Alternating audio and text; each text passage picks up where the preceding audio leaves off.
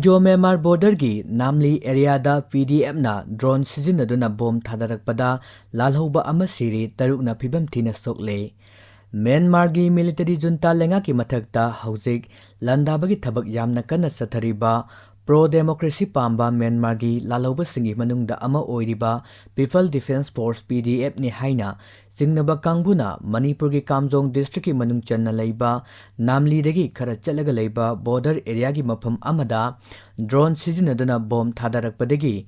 Manipur laloluf amagi kadar miyoi ama leikhidre aduga kadar tarukna phibam thina sokle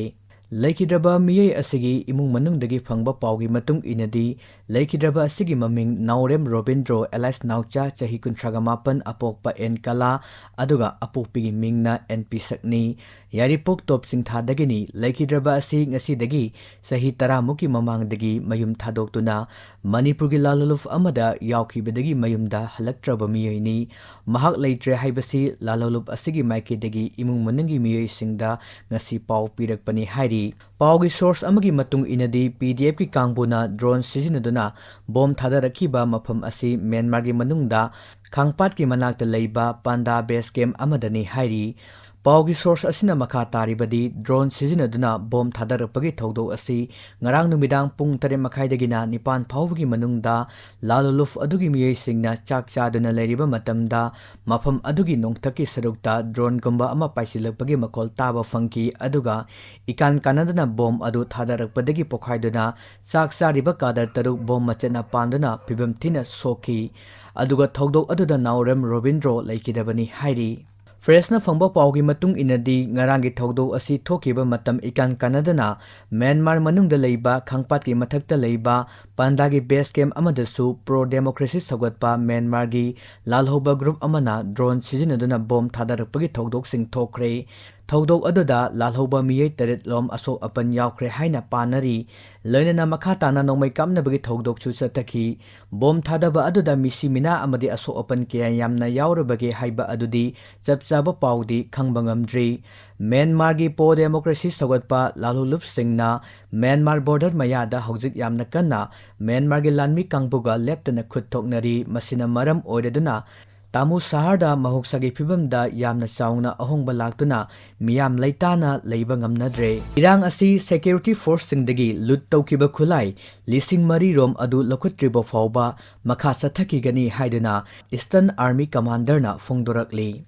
Haujik Manipurda thokliba irang asi political problem amani haiduna thokliba inai tanabagi thodok sing asi security force singdagi lut tawkiba khulai lising mari rom aduna miyam dagi lokhutribo fawba makha sathaki gani haiduna Eastern Army Commander Lieutenant General Rana Pratap Kalidana ngarang Guwahati da paumi singda haikre Agency gi paw amagi matung inna Myanmar dagi sangjapam longnanaba Mizoram natragana Manipurda sanglakpa isam chamjaba khunja oirabasu army natragana police oirabasu Indiana sangjapam piri adubu khulai paiba lalhouba natragana drug lalonba singdi sangjapam pide Guwahati Press Club na sinkiba paumi singa wari watai sanabagi thauram aduda Eastern Army Commander Lieutenant General Rana Pratap Kalidana makha taraduna paumi singda hai Army na thokliba irang ase control tongnaba amadi muknariba maikei animakta ta political problem ase ingtapna operation ama puraknaba hotnaduna lakli maramdi kaina thangda problem asi political gi oiba warep ama lakpa tabani mahangna makha taraduna hai mayum makai thadoktuna chelakpa miyai singbo kannaba amadi mateng pambagi operation satharambani madugi matungda thokliba hana sunabagi thodok sing asi nemtha hannaba hotnaduna lakli